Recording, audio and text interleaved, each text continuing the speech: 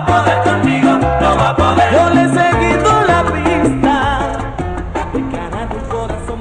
Bueno, y ahora vamos a hablar de un tema sumamente importante y dándole continuidad a la charla que tuvimos en programas anteriores con la licenciada Michelle Brunner. Buenas tardes, licenciada. Buenas tardes, Maureen. Así es, vamos a continuar con el tema del Asperger que empezamos a abordar hace 2 semanas y que justamente la semana pasada no pudimos darle continuidad por la situación que tuvimos en la Asamblea Legislativa, pero ya nuevamente estamos con ustedes. Vamos a hacer un breve resumen para retomar un poquito qué es el Asperger.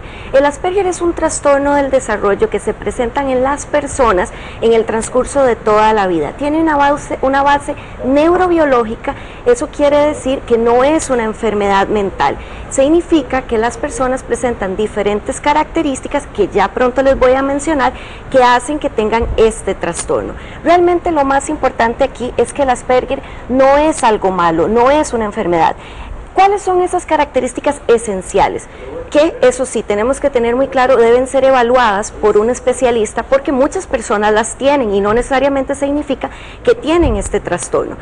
Por ejemplo, las personas con Asperger evitan el contacto visual. Cuando conversamos con ellos, por lo general tienden a mirar hacia abajo o evitar la mirada o inclusive a veces pareciera que no nos están mirando aunque nos estén mirando. La expresión facial no está acorde con lo que nos están diciendo. Claro. También las personas con Asperger, los niños, niñas, adolescentes y adultos con este trastorno, muchas veces no tienen una conversación recíproca. ¿Qué quiere decir esto? Que por lo general, cuando conversamos con ellos, tienden a responder sí o no. Y si les hacemos una pregunta como, por ejemplo, ¿qué hicieron durante la mañana? No nos van a responder, sino que inmediatamente se van a ir y empezar a hablar sobre su tema favorito, que por lo general tienden a ser muy sofisticados estos temas, desde que son muy pequeños.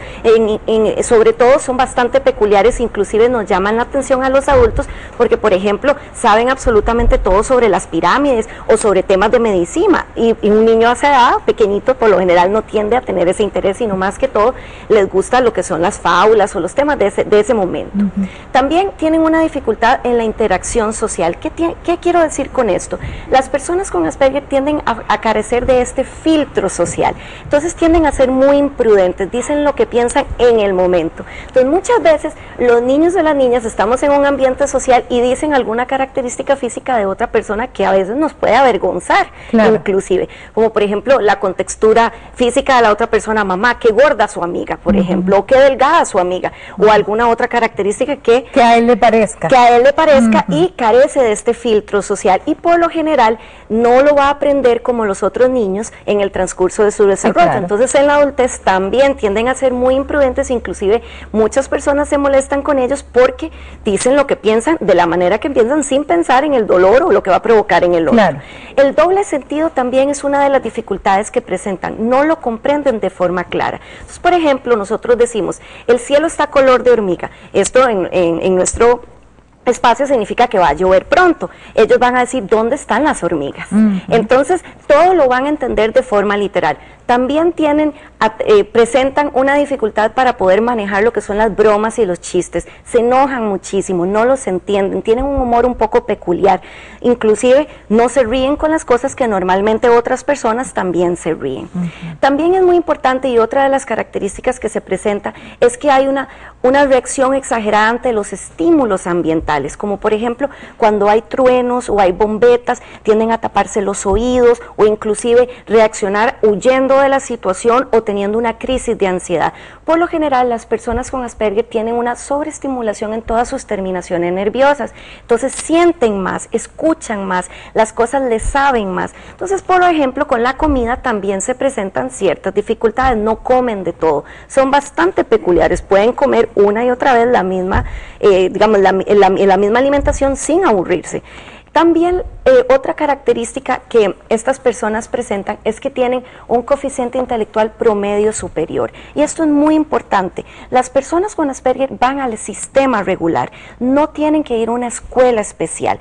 Es indispensable que tratemos de hacer una evaluación para poder determinar si se presentan las características anteriores y además hay un coeficiente intelectual promedio superior, es probable que la persona presente el síndrome de Asperger. Ahora, no necesariamente si presenta alguna de estas características significa que lo tiene. Por eso no es recomendable que las personas en casa se vayan y busquen en los medios de, por ejemplo, internet, comunicación, cuáles son estas características, porque realmente pueden calzar todas y no tiene la parte de la observación clínica, que es fundamental. Yo siempre recomiendo, cuando se va a hacer un proceso de evaluación, que se haga una observación en el ambiente en el que el niño o la niña se desarrolle, o la persona adulta, porque también los diagnósticos se pueden dar en la adultez.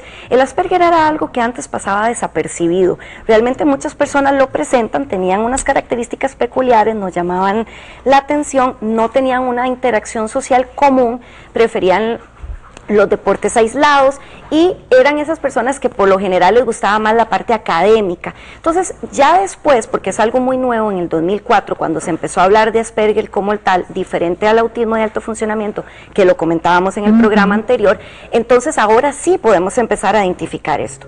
¿Qué tenemos que tener muy claro? Lo que no es Asperger, porque hay mitos alrededor de este síndrome que hace que muchas veces no lo podamos entender de una forma clara. No es una enfermedad, no es locura, no tienen un trastorno negativo o algo que necesitemos curar. Y esto es muy importante. Si nosotros creemos que debemos curar a estas personas, entonces creemos que es una enfermedad. Realmente, y eso es algo que vamos a comentar en los próximos programas, lo que se hace a nivel terapéutico es tratar de enseñarle a estas personas un entrenamiento en habilidades sociales y conductuales para que puedan manejarse en el ambiente social de una forma más asertiva. Es como una educación particular o especial para ellos con respecto a la socialización. Así es, y tiene que ser un trabajo en conjunto de casa, escuela, institución, y además también todos los terapeutas que están alrededor, porque muchas veces cuando son pequeñitos, por ejemplo, presentan alguna dificultad en la parte del lenguaje, entonces necesitamos incluir a un terapeuta de lenguaje, pero no es que presentan un trastorno como tal.